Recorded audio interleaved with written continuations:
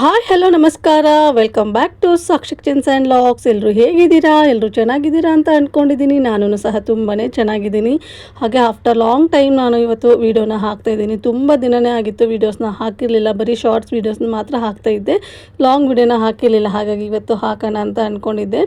Daily logs ಮಾಡಬೇಕು ಅಂದರೆ ಸ್ವಲ್ಪ ಏನಾದರೂ ಬೇರೆ ಕಾಂಟೆಂಟ್ ಇದ್ದರೆ ಹಾಕೋದಕ್ಕೆ ಚೆನ್ನಾಗಿರುತ್ತೆ ನೋಡಿ. ಹಾಗಾಗಿ ಹಾಕಿರಲೇ ಇಲ್ಲ ನಾನು. ಹೇಗಿದ್ರೆ ಇವತ್ತು ಹಬ್ಬ ಇತ್ತಲ್ವ, ಯುಗಾದಿ ಹಬ್ಬದ್ದು ಲಾಗ್ನ ಮಾಡಿಬಿಟ್ಟು ಹಾಕೋಣ ಅಂತ ಇವತ್ತು ನಾನು ಲಾಗ್ನ ಶುರು ಮಾಡ್ತಾಯಿದ್ದೀನಿ. ಹಾಗೆ ಇದು ಹಬ್ಬದ ದಿನದ ಲಾಗ್ ಆಗಿರುತ್ತೆ. ಹಾಗೆ ಇನ್ನೂ ಯಾರು ನನ್ನ ಚಾನಲ್ನ ಸಬ್ಸ್ಕ್ರೈಬ್ ಮಾಡಿಲ್ಲ, ಪ್ಲೀಸ್ ಸಬ್ಸ್ಕ್ರೈಬ್ ಮಾಡ್ಕೊಂಡು ನೋಡಿ. ನಿಮ್ದೊಂದು ಸಬ್ಸ್ಕ್ರೈಬು ನನಗೆ ತುಂಬಾ ಇಂಪಾರ್ಟೆಂಟ್ ಆಗುತ್ತೆ. ಹಾಗೆ ಹಬ್ಬದ ದಿನ ಬೆಳಗ್ಗೆ ಬೇಗನೆ ಎದ್ದಿದ್ದೆ, ಅಂದರೆ ಒಂದು 5 ಗಂಟೆ ಹಂಗೆ ಎದ್ದಿದ್ದೆ. ಯಾವಾಗಲೂ ನಾನು ಬ್ರಾಹ್ಮಿ ಮುಹೂರ್ತದಲ್ಲಿ ಪೂಜೆ ಮಾಡ್ತಿದ್ದೆ. ಹಬ್ಬದ ದಿನ ಅಮಾವಾಸ್ಯೆ ಇನ್ನೂ 6:30ವರೆಗೂ ಇತ್ತು. ಹಾಗಾಗಿ ಒಂದು ಸ್ವಲ್ಪ ನಿಧಾನಕ್ಕೆ ಎದ್ಬಿಟ್ಟು ಅದಾದ ನಂತರ ಪೂಜೆನ ಮಾಡ್ಕೊಳ್ಳೋಣ ಅಂತ ಅಂದ್ಕೊಂಡು ಒಂದು 5 ಗಂಟೆ ಹಂಗೆ ನಾನು ಇಲ್ಲಿ ಎದ್ದಿದ್ದೀನಿ. ಅದಾದ ನಂತರ ಫಸ್ಟು ಕಟ್ಟಿಂಗ್ ಕೆಲಸ, ಆಮೇಲೆ ಬೇಯಿಸ್ಕೊಳ್ಳೋದು ಏನೇನಿರುತ್ತೆ ನೋಡಿ ಆ ಕೆಲಸನ ಇಲ್ಲಿ ಇವಾಗ ಮುಗಿಸ್ಕೊತಾ ಇದ್ದೀನಿ. ಅಂದರೆ ರೈಸ್ ಮಾಡ್ಕೊಳ್ಳೋದು, ಹಾಗೆ ಬೇಳೆ ಒಬ್ಬಟ್ಟಿಗೆ ಅದಕ್ಕೆಲ್ಲ ರೆಡಿ ಮಾಡ್ಕೊಳ್ಳೋದು, ಹಾಗೆ ಸ್ವಲ್ಪ ಪಲ್ಯ ಮಾಡ್ಕೋಬೇಕಾಗಿತ್ತು, ಅದಕ್ಕೆಲ್ಲ ಕಟಿಂಗ್ ಮಾಡಿಕೊಂಡು ಅದನ್ನೆಲ್ಲ ಇಲ್ಲಿ ರೆಡಿ ಮಾಡ್ಕೊಂಡು ಇಟ್ಕೊಂಡ್ಬಿಟ್ರೆ ಪೂಜೆ ಆದ ತಕ್ಷಣನೇ ಇಲ್ಲಿ ಅಡುಗೆ ಮಾಡೋದಕ್ಕೆ ಸರಿ ಹೋಗುತ್ತೆ ಅಂತ ನಾನು ಇಲ್ಲಿ ಆ ಕೆಲಸನೆಲ್ಲ ಇಲ್ಲಿ ಮಾಡ್ಕೊತಾ ಇದ್ದೀನಿ. ಹಾಗೆ ಕಂಟಿನ್ಯೂಯಸ್ ಆಗಿ ನಾನು ಲಾಗ್ನ ಹಾಕಬೇಕು ಅಂತ ಅನ್ಕೊತಾನೆ ಇರ್ತೀನಿ ಯಾವಾಗಲೂ. ಏನು ಮಾಡೋದು, ನಾನು ಮನೇಲಿ ಇರೋದ್ರಿಂದ ಸೇಮ್ ಕಾಂಟೆಂಟ್ ಇದ್ಬಿಡುತ್ತೆ ನಂದು. ಬೆಳಗ್ಗೆಯಿಂದ ಮನೇಲಿ ಏನು ಕೆಲಸ ಮಾಡ್ತೀನಿ ಅದನ್ನೇ ಹಾಕಬೇಕಾಗುತ್ತೆ. ಹಾಗಾಗಿ ನೋಡೋರಿಗೂ ಸಹ ಒಂದು ಸ್ವಲ್ಪ ಏನಾದರೂ ಚೇಂಜಸ್ ಇದ್ದರೆ ನೋಡೋದಕ್ಕೆ ಇಷ್ಟಪಡ್ತಾರೆ ಅಂತ ಹೇಳ್ಬಿಟ್ಟು ನಾನು ಇಷ್ಟು ದಿನ ಲಾಗ್ನ ಮಾಡಿ ಹಾಕಿರಲಿಲ್ಲ. ಇನ್ನು ಮಕ್ಕಳಿಗೂ ಸಹ ಸಮ್ಮರ್ ಬರೋಕ್ಕೆ ಶುರು ಆಯಿತು. ಇನ್ನು ಎಕ್ಸಾಮ್ ನಡೀತಾ ಇದೆ. ಎಕ್ಸಾಮ್ ಆದ ತಕ್ಷಣ ಸಮ್ಮರ್ ಬಂದುಬಿಡುತ್ತಲ್ವ. ಅದಾದ ನಂತರ ಊರಿಗೆಲ್ಲ ಹೋಗ್ತೀವಿ. ಊರಲ್ಲಿ ಏನೆಲ್ಲ ಮಾಡ್ತೀನಿ ಅದನ್ನೆಲ್ಲ ನಾನು ನಿಮ್ಮ ಜೊತೆಗೆ ಲಾಗಲ್ಲಿ ಶೇರ್ ಮಾಡೋಣ ಅಂತ ಅಂದ್ಕೊಂಡು ಯುಗಾದಿ ಹಬ್ಬದಿಂದ ನಾನು ಮತ್ತೆ ಇಲ್ಲಿ ಲಾಗ್ನ ಶುರು ಮಾಡ್ಕೊತಾ ಇದ್ದೀನಿ. ಹೌಸ್ ವೈಫ್ ಅಂದ್ರೇ ಮನೆ ನೋಡ್ಕೊಳ್ಳೋದು, ಮಕ್ಕಳನ್ನ ನೋಡ್ಕೊಳ್ಳೋದು ಇದೇ ಆಗಿಬಿಟ್ಟಿರುತ್ತೆ. ಅವ್ರಿಗೆ ಬೇರೆ ಹೊರಗಡೆ ಹೋಗಬೇಕು, ಲಾಗ್ ಮಾಡಬೇಕು ಅನ್ನೋದೇನು ಇರೋದೇ ಇಲ್ವಲ್ಲ. ಹಾಗಾಗಿ ಮನೆ ಕೆಲಸನೇ ಮಾತ್ರ ತೋರಿಸ್ತಾ ಇರಬೇಕಾಗತ್ತೆ. ಹಾಗೆ ಅನ್ಕೊತಾ ಇರ್ತಾರೆ, ಅಯ್ಯೋ ನಾವು ಮಾಡದೇ ಇರೋದೇ ನೀವು ಮಾಡ್ತೀರಾ ಅಂತ ಅನ್ಕೊತಾ ಇರ್ತಾರಲ್ವ. ಹಾಗಾಗಿ ನಾನು ಜಾಸ್ತಿ ಲಾಗ್ನ ಮಾಡೋದಕ್ಕೇನು ಹೋಗಿರಲಿಲ್ಲ. ಬರೀ ಶಾರ್ಟ್ಸ್ ವೀಡಿಯೋಗೆ ಕುಕ್ಕಿಂಗ್ ಮಾಡಿಬಿಟ್ಟು ಹಾಕ್ತಾಯಿದ್ದೆ.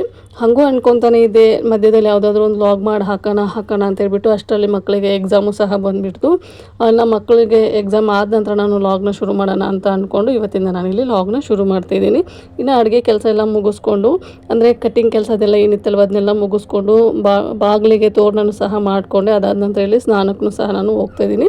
ಒಂದು 6:30 6:45 ಆಗಿತ್ತು. ಅದಾದ ನಂತರ ಇಲ್ಲಿ ಸ್ನಾನ ಮುಗಿಸ್ಕೊಂಡ್ಬಂದು ಇವಾಗ ಪೂಜೆನ ಮಾಡ್ಕೊತಾ ಇದ್ದೀನಿ. ಹಾಗೆ ಇವತ್ತಿನ ಪೂಜೆ ಯಾವ ಥರ ಇತ್ತು ಅಂತ ನನಗೆ ಕಾಮೆಂಟ್ ಸೆಕ್ಷನಲ್ಲಿ ಕಾಮೆಂಟ್ ಮಾಡಿ ತಿಳಿಸಿ. ಇನ್ನು ಇವತ್ತಿನ ಪೂಜೆನ ನೋಡ್ಕೊಂಬನ್ನಿ.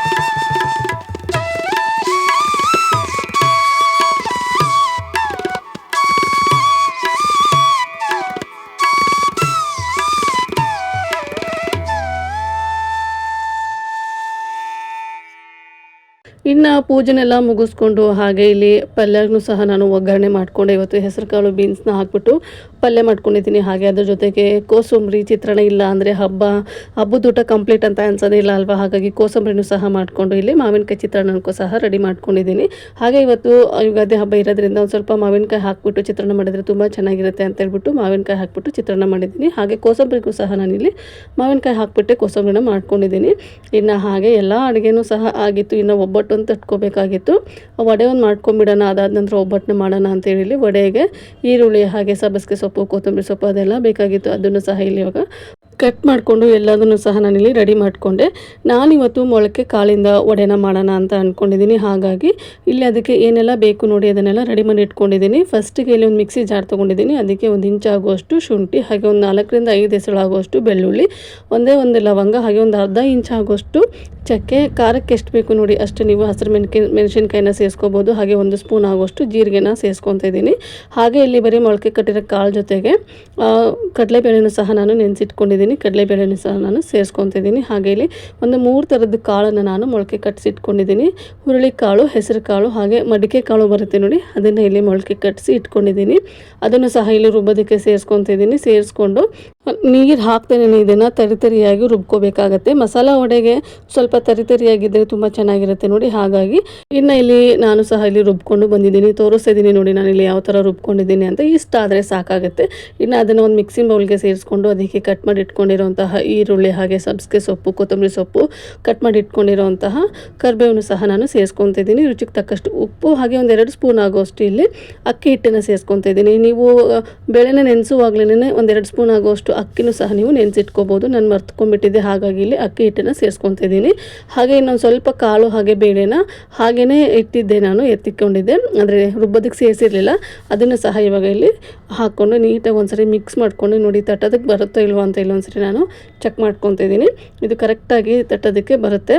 ಇನ್ನು ಇದನ್ನು ಪಕ್ಕಕ್ಕೆ ಇಟ್ಕೊಂಡ್ಬಿಟ್ಟು ಫಸ್ಟಿಗೆ ಸಣ್ಣಗೆ ಹಪ್ಪಳ ಎಲ್ಲ ಕರೆದ್ಕೊಂಡ್ಬಿಡೋಣ. ಅದಾದ ನಂತರ ವಡೆ ಮಾಡ್ಕೊಂಡ್ರಾಯ್ತು ಅಂತ ಇಲ್ಲಿ ಸಣ್ಣಗೆ ಹಾಗೆ ಹಪ್ಪಳನ ನಾನು ಇಲ್ಲಿ ಕರಿತಾ ಇದ್ದೀನಿ.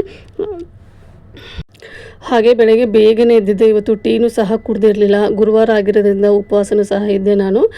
ಟೈಮ್ ಇಷ್ಟೆಲ್ಲ ಮಾಡೋಷ್ಟರಲ್ಲಿ ಟೈಮು ಸಹ 12:30 ಆಗಿಬಿಟ್ಟಿತ್ತು. ಹಾಗಾಗಿ ಇಲ್ಲಿ ನನ್ನ ಮಕ್ಕಳು ಬಂದು ಹಣ್ಣಾದರೂ ತಿನ್ನು ಅಂತ ಇಲ್ಲಿ ಹಣ್ಣನ್ನ ತಿನ್ನಿಸ್ತಾ ಇದ್ದರು. ಹಬ್ಬ ಅಂದ್ರೇ ಹೀಗೆ ಅಲ್ವಾ, ಫಸ್ಟು ಕೆಲಸ ಪೂಜೆ ಅದೆಲ್ಲ ಆದ ನಂತರನೇ ನಮಗೆ ತಿನ್ನಬೇಕು ಅಂತ ಅನ್ನಿಸ್ತಾ ಇರುತ್ತೆ. ನನಗೂ ಸಹ ಅದೇ ಥರನೇ ಆಗ್ತಿತ್ತು. ಫಸ್ಟು ಅಡುಗೆ ಕೆಲಸ ಪೂಜೆ ಎಲ್ಲ ಆದ ನಂತರನೇ ಊಟ ಮಾಡ್ಕೊಂಬಿಡೋಣ ಒಂದೇ ಸರಿ ಅಂತ ಅಂದ್ಕೊಂಡಿದ್ದೆ. ಇನ್ನು ಇಲ್ಲಿ ಸಣ್ಣಗೆ ಹಪ್ಪಳ ಎಲ್ಲ ನಾನು ಕರೆದಿದ್ದಾಯಿತು. ಇನ್ನು ಹೇಗಿದ್ರು ಎಣ್ಣೆ ಬಿಸಿ ಇತ್ತಲ್ವ, ಇದಕ್ಕೆ ನಾನು ಇಲ್ಲಿ ವಡೆನ ತಟ್ಕೊತಾ ಇದ್ದೀನಿ. ನಿಮಗೆ ವಡೆ ಯಾವ ಸೈಜ್ ಬೇಕು ನೋಡಿ, ನೀವು ಆ ಸೈಜಲ್ಲಿ ಹಿಟ್ಟನ್ನು ತೊಗೊಂಡು ಈ ಥರ ಕೈಗೆ ನೀರನ್ನ ಹತ್ಕೊಂಡ್ಬಿಟ್ಟು ಈ ಥರ ನೀವು ತಟ್ಕೊಂಡು ಸ್ವಲ್ಪ ತೆಳುವಾಗಿನೇ ತಟ್ಕೊಳ್ಳಿ, ಆವಾಗ ಕ್ರಿಸ್ಪಿಯಾಗಿ ಬರುತ್ತೆ. ದಪ್ಪದಾಗಿ ತಟ್ಕೊಂಡ್ರೆ ಒಳಗಡೆ ಎಲ್ಲ ಸಾಫ್ಟಾಗಿರುತ್ತೆ, ಮೇಲೆ ಕ್ರಿಸ್ಪಿಯಾಗಿರುತ್ತೆ. ಹಾಗಾಗಿ ನಾನಿಲ್ಲಿ ಒಂದು ಸ್ವಲ್ಪ ತೆಳುವಾಗಿನೇ ತಟ್ಕೊಂಡು ನೀಟಾಗಿ ಡೀಪ್ ಫ್ರೈ ಮಾಡ್ಕೊತಾ ಇದ್ದೀನಿ. ಸೇಮ್ ಮಸಾಲೆ ವಡೆ ಯಾವ ಥರ ಮಾಡ್ತೀವಲ್ವ ಅದೇ ಥರನೇ. ಅದೇ ಇಲ್ಲಿ ಕಾಳನ್ನ ಹಾಕಿರೋದ್ರಿಂದ ಬಿಸಿಯಾಗಿರುವಾಗ ಕ್ರಿಸ್ಪಿ ಅನ್ನಿಸ್ತಾ ಇರುತ್ತೆ, ಆದರೆ ತಣ್ಣಗಾದ್ಮೇಲೆ ಒಂದು ಸ್ವಲ್ಪ ಸಾಫ್ಟಾಗಿರುತ್ತೆ. ಹಾಗಾಗಿ ಬಿಸಿಯಾಗಿರುವಾಗಲೇ ಈ ವಡೆನ ತಿಂದರೆ ಇನ್ನೂ ಟೇಸ್ಟ್ ಚೆನ್ನಾಗಿರುತ್ತೆ. ಇನ್ನು ಇದನ್ನು ನಾನು ಒಂದು ಸೈಡು ನೀಟಾಗಿ ಡೀಪ್ ಫ್ರೈ ಮಾಡ್ಕೊಂಡು ಇನ್ನೊಂದು ಸೈಡು ಸಹ ಇಲ್ಲಿ ಟರ್ನ್ ಮಾಡ್ಕೊತಾ ಇದ್ದೀನಿ. ಫಸ್ಟಿಗೆ ನಾವೇನು ಡೀಪ್ ಫ್ರೈ ಮಾಡೋದಕ್ಕೆ ಹಾಕ್ತೀವಲ್ವ ಆ ಟೈಮಲ್ಲಿ ಗ್ಯಾಸ್ನ ಲೋ ಆಗಿನೇ ಇಟ್ಕೊಳ್ಳಿ, ಯಾಕಂದರೆ ಮೇಲ್ಗಡೆ ಬೇಗನೆ ಬೆಂದ್ಕೊಂಡ್ಬಿಟ್ಟಿರುತ್ತೆ, ಒಳಗಡೆ ಕಾಳುಗಳು ನೀಟಾಗಿನೂ ಬೆಂದಿರೋದಿಲ್ಲ. ಹಾಗಾಗಿ ಇನ್ನು ಇಲ್ಲಿ ಎರಡೂ ಸೈಡು ಸಹ ನೀಟಾಗಿ ನಾನು ಡೀಪ್ ಫ್ರೈ ಮಾಡಿಕೊಂಡೆ. ಹಾಗೆ ಕಲರು ಸಹ ನೋಡ್ತಾ ಇರ್ಬೋದು ನೀವು ಯಾವ ಥರ ಕಲರ್ ಕಾಣ್ತಾ ಇದೆ ಅಂತೇಳ್ಬಿಟ್ಟು. ಕಾಳು ಹಾಕಿ ಮಾಡಿರೋದ್ರಿಂದ ಇದು ಈ ಥರ ಕಲರ್ ಕಾಣ್ತಿದೆ, ಸಖತ್ತಾಗಿ ಟೇಸ್ಟಿಯಾಗಿತ್ತು. ಫಸ್ಟಿಗೆ ಇಲ್ಲಿ ಫಸ್ಟ್ ಬ್ಯಾಚ್ ಏನು ನಾನು ಡೀಪ್ ಫ್ರೈ ಮಾಡಿದ್ದೆ ಅಲ್ವಾ, ಅದನ್ನು ಹಸ್ಬೆಂಡ್ಗೆ ಹಾಗೆ ಮಕ್ಕಳಿಗೆ ಕೊಡೋಣ ಅಂತ ಇಲ್ಲಿ ತೊಗೊಂಡು ಹೋಗ್ತಾ ಇದ್ದೀನಿ. ನನ್ನ ಹಸ್ಬೆಂಡು ಅಷ್ಟೇ ತುಂಬಾ ಇಷ್ಟಪಟ್ಟರು. ಫಸ್ಟಿಗೆ ಅವರು ಕಡಲೆಬೇಳೆ ವಡೆ ಅಂತ ಅಂದ್ಕೊಂಡ್ರು. ನಾನು ಹೇಳಿದ ಮೇಲೆ ಇದು ಮೊಳಕೆ ಕಟ್ಟಿರೋಂತಹ ಕಾಳು ವಡೆ ಅಂತಂದಿದ್ದಕ್ಕೆ ತುಂಬಾ ಇಷ್ಟಪಟ್ಟು ತಿಂದರು. ಹೆಲ್ತಿಗೆ ಒಳ್ಳೆಯದೇ, ಆದರೆ ನಾವು ಡೀಪ್ ಫ್ರೈ ಮಾಡಿರೋದ್ರಿಂದ ಆದಷ್ಟು ಒಳ್ಳೆಯದಲ್ಲ. ಮಕ್ಕಳು ಏನಾದರೂ ಕಾಳೋದೇನೆ ತಿನ್ನಲ್ಲ ಅಂತ ಅಂದಾಗ ಈ ಥರ ನೀವು ಮಕ್ಕಳಿಗೆ ಏನಾದರೂ ಇಷ್ಟಪಡೋ ಥರ ನೀವು ಮಾಡಿ ಕೊಡ್ಬೋದು. ನಿಮ್ಗೆ ಈ ಥರ ಡೀಪ್ ಫ್ರೈ ಮಾಡೋದು ಬೇಡ ಅಂದರೆ ಇದನ್ನೇ ಒಂದು ಸ್ವಲ್ಪ ತೆಳುವಾಗಿ ತಟ್ಕೊಂಡು ಬರೀ ಶಾಲು ಫ್ರೈ ಥರನೂ ಸಹ ಮಾಡ್ಕೋಬೋದು. ಆದರೆ ಅದು ಅಷ್ಟಾಗಿ ಚೆನ್ನಾಗಿರಲ್ಲ ಅನ್ನೋ ಕಾರಣಕ್ಕೆ ನಾನಿಲ್ಲಿ ಈ ಥರ ಡೀಪ್ ಫ್ರೈ ಮಾಡಿದ್ದೀನಿ. ಅದರಲ್ಲೂ ಹಬ್ಬದ ಅಡುಗೆ ಜೊತೆಗೆ ನಾನು ಇದನ್ನು ಸರ್ವ್ ಮಾಡ್ತಿರೋದ್ರಿಂದ ಈ ಥರ ಡೀಪ್ ಫ್ರೈ ಮಾಡಿದ್ರೆ ಇನ್ನೂ ಚೆನ್ನಾಗಿರುತ್ತೆ ಅನ್ನೋ ಕಾರಣಕ್ಕೆ ನಾನು ಈ ಥರ ಡೀಪ್ ಫ್ರೈ ಮಾಡಿದ್ದೀನಿ. ನಿಮ್ಗೆ ಏನಾದರೂ ಈವ್ನಿಂಗ್ ಸ್ನ್ಯಾಕ್ಸಲ್ಲಿ ಏನಾದರೂ ಮಾಡ್ಕೋಬೇಕು ಅಂತ ಅಂದಾಗ ನೀವು ಶಾಲು ಫ್ರೈನ ಮಾಡ್ಕೋಬೋದು.